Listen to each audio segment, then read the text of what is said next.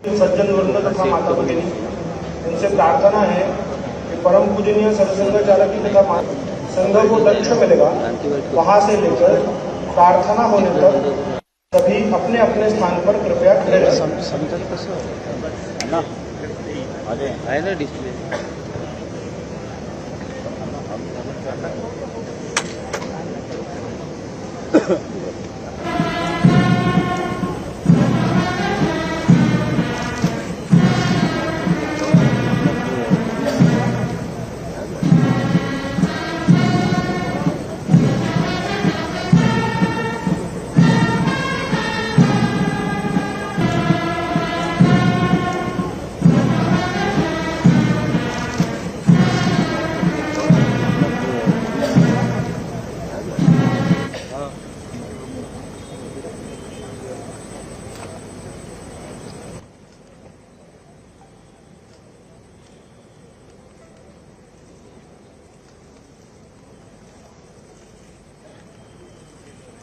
स्वागत प्रणाम।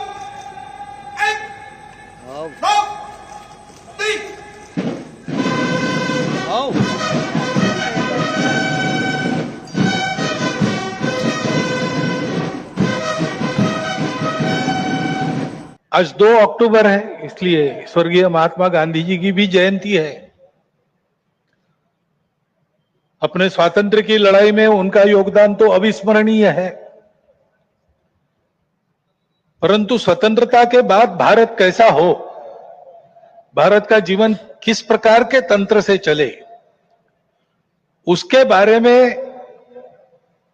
विचार देने वाले हमारे जो उस समय के दार्शनिक नेता थे, उनमें उनका स्थान अग्रणी है।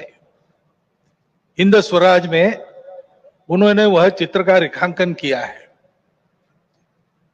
और सादगी, विनम्रता और प्रामाणिकता के प्रतीक, और जिन्होंने देश के लिए अपने प्राण अर्पण किए, ऐसे स्वर्गीय लाल बहादुर शास्त्री जी, उनकी भी आज जयंती है। भक्ति, समर्पण और देश सेवा के ये उत्तुंग उदाहरण, व्यक्तिगत और राष्ट्रीय चारित्र कैसा होना चाहिए, इसके आदर्श हमको मार्गदर्शन करते हैं। और आज की परिस्थिति का अगर हम विचार करते हैं तो हमारे ध्यान में आता है कि यह परिस्थिति भी हमसे इसी प्रकार के जीवन की अपेक्षा कर रही है। हमारा देश तो विविधताओं का देश है। पंथ, संप्रदाय, भाषाएं, भौगोलिक विविधता, रहन सहन, खान पान, जाति, उपजाति पहले से है, और बीच के काल में आक्रमण हुए, विदेशी भारत में आ गए। विभिन्न कारणों से यहां के लोगों ने भी उनकी विचारधाराओं का, उनके पंथ संप्रदायों का स्वीकार किया। वो विदेशी चले गए, लेकिन अभी भी उनका स्वीकार करके रहने वाले हमारे अपने बंधु देश में है। सौभाग्य से भारत की परंपरा है, वो सब प्रकार की विविधताओं का स्वागत और सम्मान और स्वीकार करती है। यह हमारी परंपरा है, और इसलिए यद्यपि बाहर से विचारधारा आई होगी, हम उनको पराया नहीं मानते, अलगाव से नहीं देखते। हम सबकी विशिष्टताओं को, दुनिया में सभी विशिष्टताओं को मानते हैं, उनको स्वीकार करते हैं, उनको भी हमारी अपनी विशिष्टता है उसके दर्जे का ही मानते हैं, सम्मान देते हैं। वो विशिष्टताएं भेद का कारण नहीं बनती, इसको हम देखना चाहिए।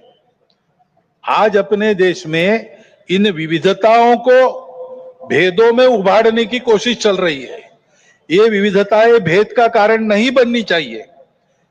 अपनी सब विशिष्टताएं अपने अपनी जगह ठीक भी है, परंतु ये सब होने के बाद भी हम एक बड़े समाज के अंग है।